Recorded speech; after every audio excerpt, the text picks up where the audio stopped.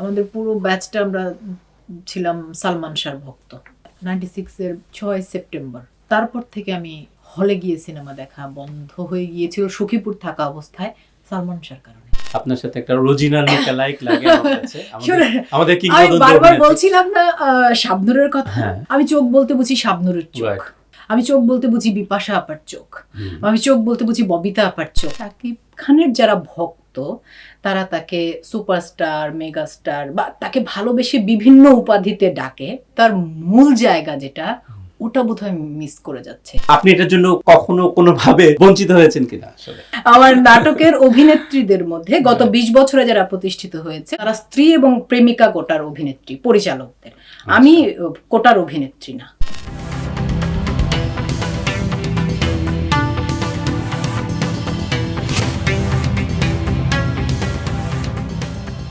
Google ঘাটলে আমরা দেখি তিনি নানা কারণে আলোচিত। কখনো তিনি তার কথার কারণে আলোচিত, কখনো তিনি তার লুকের কারণে আলোচিত, এবং কখনো তিনি যা করেন তা নিয়ে আলোচিত। আমরা আসলে বলছিলাম রুনা খানের কথা। রুনা খান শুধু কথা এবং কাজে আলোচিতই নন, তিনি কিন্তু বাংলাদেশের জাতীয় চলচ্চিত্র পুরস্কার প্রাপ্ত একজন অভিনেত্রী। তিনি এসেছেন আমাদের আজকের স্টার ডায়েরির হট সিটে। চলুন কথা বলি তার সাথে। রুনা খান, আপনাকে আমাদের স্টুডিওতে স্বাগতম। অনেক ধন্যবাদ। কেমন আছেন? আমি খুব ভালো আছি। তো প্রথমে আপনার কাছে জানতে চাই যে আপনি ডায়েরি লেখার অভ্যাস ছিল কিনা, বা এখনো লিখেন কিনা? এখন আর লেখা হয় না। আমার মনে হয় কি, আমি আসলে যে সময়টাতে বড় হয়েছি এবং যে জায়গায় বড় হয়েছি, আমাদের দেশের 90-এর দশকে যেই ছেলে মেয়েরা হাই স্কুলে পড়েছে দেশের মফস্বল এলাকাগুলোতে, তাদের সবার বেড়ে ওঠার ধরনটা খুব কাছাকাছি। আপনি ডায়েরি বলাতে আমার মনে পড়লো যে আমার ডাক টিকিট সংগ্রহ করার একটা বই ছিল, খাতা, এবং বিভিন্ন দেশের ওমান, কাতার, কুয়েত, মানে স্ট্যাম্প সংগ্রহ করতাম।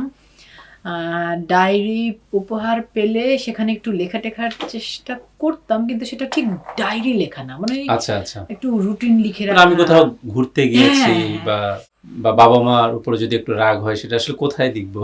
একটু ডায়েরিতে অল্প করে না, কারণ আমার সময় এটা হতো আসলে বাবা মার উপর রাগ হবার কোনো সময় তো যে কোনো একটা এক্সপেরিয়েন্স আসলে না, আমার ওভাবে লেখার, বরং বলা যে স্কুলে গিয়ে বন্ধুদের সাথে গল্প করা, সিনেমা দেখে এসে গল্প, মানে হলে সিনেমা দেখে বন্ধুদের গল্প করা, বা যে বন্ধুটা দেখতে যায়নি ওকে আবার পুরো সিনেমার কাহিনী, নায়ক নায়িকা, দৃশ্য সহ, সংলাপ সহ অভিনয় করে শোনানো। স্কুল পালিয়ে কতবার সিনেমা দেখেছেন নাকি? অভ্যাস ছিল পুরো সময়টাই, পুরো স্কুল লাইফ। আচ্ছা, মানে স্কুল করে যেতেন নাকি স্কুলের ফাঁকে যেতেন? কোন সময়তে যেতেন? আমাদের সময়ে, আমি যদি ভুল না করে থাকি, আমাদের ওই সপ্তাহে একদিন হাফ পিরিয়ড হয়তো। গার্লস হাই স্কুলে পড়েছি আমি, সখীপুর, 6 থেকে ক্লাস 9 পর্যন্ত। আসলে সখীপুরের 2টো সিনেমা হল, যত সিনেমা গিয়েছে সব আমি দেখেছি, এবং আমার বন্ধুরা, বেশিরভাগ বন্ধুরা। বাবা মার কাছে কখনো ধরা পড়ে যান না যে সিনেমা দেখতে গেছেন? বাবা মার কাছে খুব একটা অপরাধের ব্যাপার ছিল না। আচ্ছা, কারণ তখন সিনেমা হলের টিকিট ছিল 5 টাকা করে, থেকে বলেই নিতাম। এবং আমরা বন্ধুরা সিনেমা দেখতে যাই।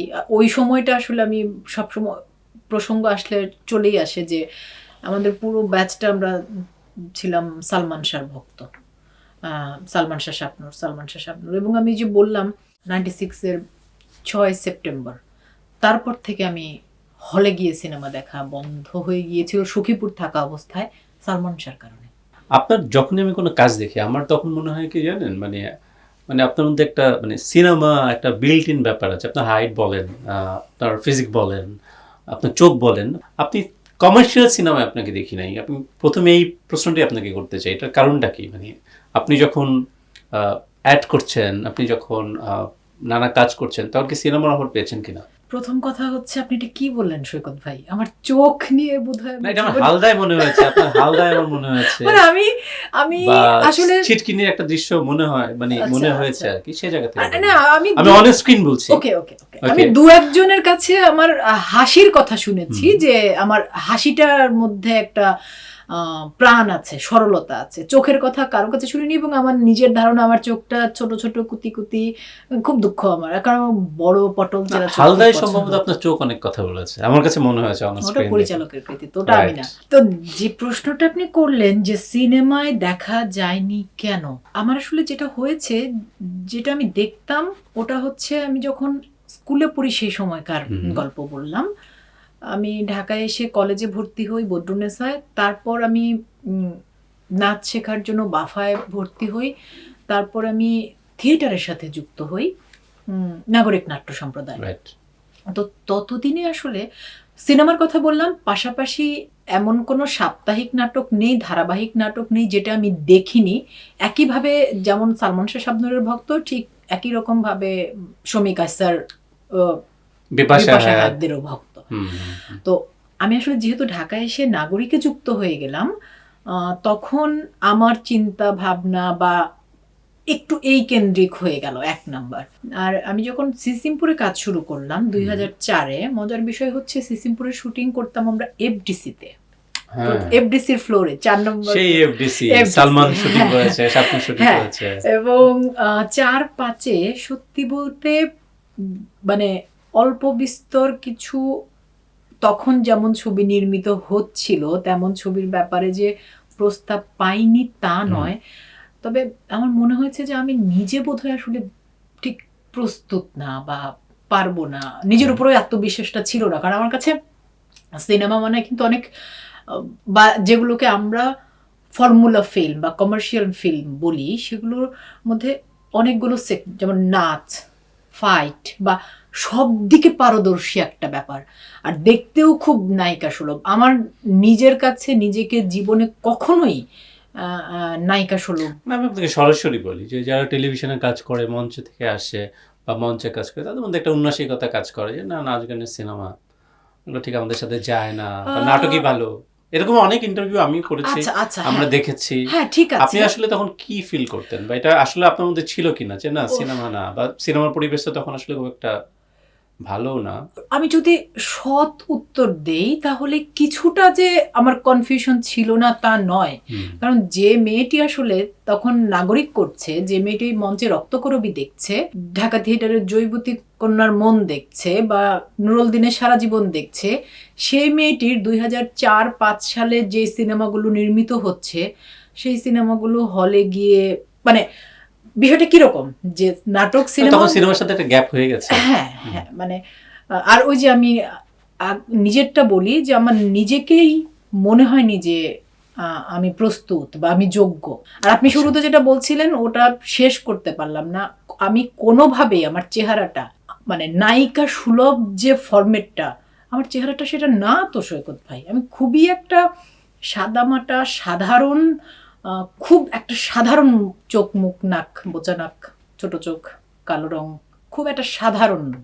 সাধারণ চেহারা অনেকে, আপনার কাছে সাধারণ, অনেকেই তো আমাদের ট্রেডে খুব ভালো করেছেন, সিনেমাতে ভালো করেছেন। আপনার সাথে একটা অরিজিনাল লুক লাইক লাগে আমার কাছে। আমাদের কিংবদন্তি বারবার বলছিলাম না শাবনূরের কথা, আপনি চোখের কথা বললেন, আমি চোখ বলতে বুঝি শাবনূরের চোখ, শাবনূর আপার চোখ। আমি চোখ বলতে বুঝি বিপাশা আপার চোখ। আমি চোখ বলতে বুঝি ববিতা আপার চোখ। মানে তাকাবে তো যেদিকে তাকাবে এই চোখ দিয়ে। বা আমি চোখ বলতে বুঝি মো আপার চোখ। আমার বড় চোখের ব্যাপারে খুব দুর্বলতা, এবং যে কজনের কথা বললাম প্রত্যেকের চোখের ব্যাপারে আমার দুর্বলতা। তা আমার তো ভাই,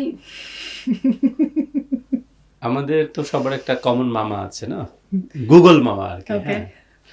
আমি যখনই মানে গুগলে যাচ্ছি, গুগলে হচ্ছে বলছে যে আপনি গুগল ট্রেন্ডিংয়ে আপনার আগের লুক কি ছিল, আপনার নতুন লুক কি, আপনার নতুন ছবি কি, আপনি কোথায় ঘুরতে যাচ্ছেন, আপনি কি কি কারণে ভাইরাল হচ্ছেন, সব মিলিয়ে আপনি কি মানে মনে করছেন আপনি স্টার হয়েছেন? আপনি নিজেকে স্টার মনে করছেন কিনা, বা কাদের আপনি স্টার মনে করেন? অভিনয় শিল্পীদের মধ্যে শাকিব খান স্টার। আচ্ছা, এর আগে আসলে একটা জায়গায় কথা প্রসঙ্গে আমি একটু ভুল কথা বলে ফেলেছিলাম। আসলে নিজের ভুলটা স্বীকার করতে পারাটা ঠিক ভালো ব্যাপার। ভুল বলতে হচ্ছে, আমি একটা ইন্টারভিউতে তখনও শাকিব খানের কোনো সিনেমা আমার দেখা হয়নি। আচ্ছা, তো আমি বলেছিলাম যে আমি আসলে তার কোনো সিনেমা দেখিনি, তার সম্পর্কে আমি জানি পত্রিকা পড়ে, এবং আমি জানি যে গত 10-15 বছরের সবচেয়ে ব্যবসা সফল ছবি তিনি তার মাধ্যমে তিনি করে যাচ্ছেন, এবং ফিল্ম ইন্ডাস্ট্রি একভাবে টিকে আছে বা টিকিয়ে রেখেছেন তিনি। তবে তার আসলে আমার কোনো ছবি দেখা হয়নি, বা যিনি উপস্থাপক ছিলেন তিনি বারবার জিজ্ঞেস করছিলেন যে ওটা ওটা সেটা। আসলে হয় কি যে আমরা সিনেমা দেখার আগ্রহটা কোথা থেকে পাই, যে একটা ট্রেলার দেখলাম, তো আমার এখন পর্যন্ত তিনি যেমন যে কাজগুলো করেছেন কোনোটা দেখে আমার ওই আগ্রহটাও মানে মনে হয়নি যে আচ্ছা গিয়ে হলে গিয়ে দেখি। এই কথাটা বলার পরে বাসায় আমার জীবনে কোনো ইন্টারভিউ নিয়ে আমার বর আমাকে কোনোদিন মানে কথা বলেনি, আমি একটা ইন্ডিভিজুয়াল মানুষ, আমি যেমন মনে করি আমি সেটা বলবো। ওই ইন্টারভিউটা দেখে আমি বলছি তুমি কি বুঝে এটা বললা, তুমি যে ইন্ডাস্ট্রিতে কাজ করো। তো আমি বলছি যে আমি তো নাটক, এত মানে ছোট মানসিকতা নিয়ে অভিনয় করছো কিভাবে, মানে তুমি নাটক, সিনেমা, গান প্রতিটাই তো আসলে একটা ইন্ডাস্ট্রির মধ্যে, একটা ইন্ডাস্ট্রি। তো সেই ইন্ডাস্ট্রির একটা ক্ষেত্রের একজন অভিনেতা যে গত 15 বছরের সবচাইতে নির্ভরযোগ্য এবং ব্যবসা সফল অভিনেতা, তার কাজ তুমি দেখোনি, এটা তুমি পাবলিকলি বললে কেন? আমি বললাম যে না মানে আমি আসলে তো দেখিনি। বলে তুমি দেখোনি ঠিক আছে, বাট এটা পাবলিকলি বলতে কেন? তুমি পাবলিক, তুমি যদি না বলতে যে আমি দেখিনি তাহলে কি কোনো ক্ষতি বৃদ্ধি হতো তোমার? আমি বললাম যে না আমি আসলে মানে। তারপরে আমি শাকিব খানের 2টো সিনেমা দেখেছি। কোন কোন সিনেমা? প্রথমে দেখেছি তুফান, আচ্ছা, তারপর দেখেছি বরবাদ। তুফানের ওখানটা ডাবল রোল ছিল, একটা চরিত্রের নাম শান্ত, একটা চরিত্রের নাম তুফান। স্পেসিফিক একটা শটের কথা বলি, একটা শট থাকে যে সে ঘর থেকে বেরিয়ে আসে শান্ত, কিন্তু এইখান থেকে ওইটুকু যাওয়া পর্যন্ত শান্ত থেকে তুফানে টার্ন করে, একটা হাঁটা। ওই শটটা দেখে আমার মনে হয়েছিল যে শাকিব খানের যারা ভক্ত তারা তাকে সুপারস্টার, মেগাস্টার বা তাকে ভালোবেসে বিভিন্ন উপাধিতে ডাকে, তার ভক্তরা আসলে তার মূল জায়গা যেটা ওটা বোধহয় মিস করে যাচ্ছে। He is a great actor. ওই শটটা দেখে আমার মনে হয়েছে। শাকিব খান আর মেয়েদের মধ্যে জয়া আহসান, দে আর স্টার। আমি তো মনে করি দর্শক হিসেবে গত 20 বছরে এই বাংলা এবং ওই বাংলা মিলে সবচাইতে শিল্পমান সম্পন্ন কাজগুলোর মধ্যে সবচাইতে বেশি জয়া আহসানের ঝুলিতে। সে তো আমার কাছে অবশ্যই স্টার। আমরা তো নাটকে অনেক শুনি যে এখন অপূর্ব, যতদিন নিশো করেছে, আমরা নারী, তাদের সম্বন্ধে আপনার কি ধারণা? অপূর্ব, নিশো, আমি নাটকের সুপারস্টার কি আলাদা হবে নাকি আপনি সুপারস্টারের মধ্যেই ফেলবেন? একই জায়গায় ফেলবো, কিন্তু আমরা যদি আসলে যেমন পৃথিবীর অন্য সকল দেশের ইন্ডাস্ট্রিতে আমরা যদি হলিউড বা বলিউড ধরি, তাহলে আসলে ফিল্ম ইন্ডাস্ট্রিটাকেই মূল ধরে আগানো হয়। টেলিভিশন ইন্ডাস্ট্রিটা মানে আমি বোঝাতে পেরেছি নিশ্চয়ই। আপনি কিছুক্ষণ আগে বললেন যে শাকিব খানকে নিয়ে আপনি একটা ভুল কোট দিয়েছিলেন, যেটা আপনি কারেক্ট করলেন। হ্যাঁ, মানে আমি বলেছিলাম যে আমি দেখিনি, কিন্তু কিছুদিন আগে আরেকটা কথাও বলেছেন, সেটা হচ্ছে যে মেইনলি নাটক ইন্ডাস্ট্রি নিয়ে আমি যদি ভুল না করি, আপনার মিনিংটা হচ্ছে এরকম যে আপনার যে অর্জনটা, আপনার আসলে কোনো ব্যাকিং ছাড়াই আপনি এরকম একটা জায়গায় এসেছেন, এবং অনেক অভিনেত্রীর কথাই আমি যদি নাম কোট না করি, যে তাদের পরিচালক সে ধরেন পরিচালকের সাথে সম্পর্ক তাদের এই জায়গায় এনেছে। মানে এটা কি আপনি ইন্টারভিউ দিয়েছিলেন? হ্যাঁ, এটা ইন্টারভিউ দিয়েছি, এবং এটা আমি এটার কারণটা কি? এটা কি আপনার একটা পর্যবেক্ষণ, নাকি এটা আপনার একটা বা আপনি এটার জন্য কখনো কোনোভাবে বঞ্চিত হয়েছেন কিনা? আসলে অভিনেতা হিসেবে আমার কর্মজীবন শুরু 2005 থেকে। 2005 থেকে 2020 এই সময়টাতে টেলিভিশনে যত অভিনেত্রী গত 15 বছর 20 বছরে কাজ করেছেন, তাদের প্রথম সারির 10 জন অথবা প্রথম সারির 10 জন পরিচালকের 6 জনের ব্যক্তিগত নায়িকা আছে, হয় স্ত্রী রূপে নয় প্রেমিকা রূপে। আচ্ছা। আর ওই মানে অভিনেত্রীদের ক্ষেত্রেও তাই। আমি এটার নাম দিয়েছি স্ত্রী কোটা। তো আমার নাটকের অভিনেত্রীদের মধ্যে গত 20 বছরে যারা প্রতিষ্ঠিত হয়েছেন, আমি কারো নাম উল্লেখ করব না, এবং আপনিও জানেন তারা কারা। তারা স্ত্রী এবং প্রেমিকা কোটার অভিনেত্রী পরিচালকদের। আমি কোটার অভিনেত্রী না।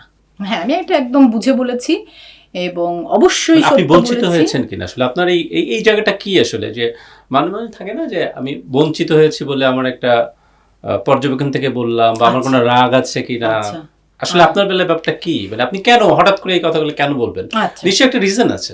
অবশ্যই। এই যে স্ত্রী কোটা, হুম, এটা তো আজকে থেকে চলছে না, 20 বছর থেকেই চলছে। 15 বছর ধরে, 20 বছর ধরেই তারা এই কোটায় কাজ করছেন।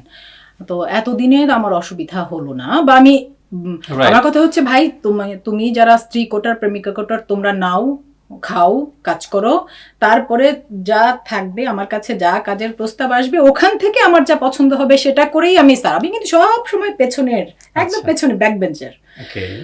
ওটা করেই আমার চলে যাবে। কিন্তু গত 4-5 বছর ধরে যেটা হয়েছে, আপনি যে একটু আগে বলছিলেন না গুগলে যে হ্যাঁ, রুনা হ্যাঁ, খানের হ্যাঁ, গুগল মামা। ট্রান্সফরমেশন, গুগল মামা, আমার আসলে এটাও বহুবার বলা গল্প যে আমার একটা মানে শারীরিক ট্রান্সফরমেশন একটা বলেছি, আমার বিবাহ, আমার ওজন বৃদ্ধি, আমার ওজন করোনার কমে সময় আপনার যাওয়া। ওজন। হ্যাঁ, হ্যাঁ।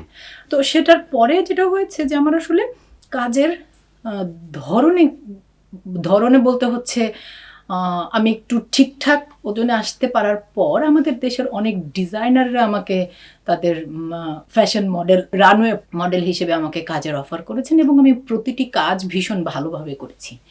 তো এই 4 বছর ধরেই 22, 23, 24, 25 স্পেসিফিক আমার ওই স্ত্রী কোটার অভিনেত্রী সহকর্মীরা, তারা আকার ইঙ্গিতে সোশ্যাল মিডিয়ায় স্ট্যাটাস দেন, গণমাধ্যমে আবার সেগুলোকে কোট করে নিউজ করে।